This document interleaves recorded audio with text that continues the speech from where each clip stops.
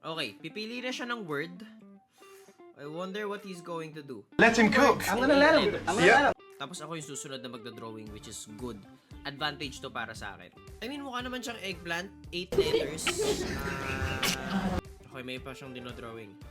Brush lang. Hindi pa din. Wala talaga. Hair dryer. Ano to? Bakit may mata? Eye chart. Paano naging eye chart to? Okay, so ako magdodrawing.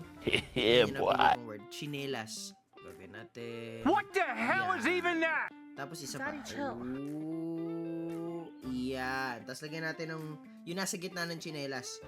Yan. Maintindihan nila yung Tagalog.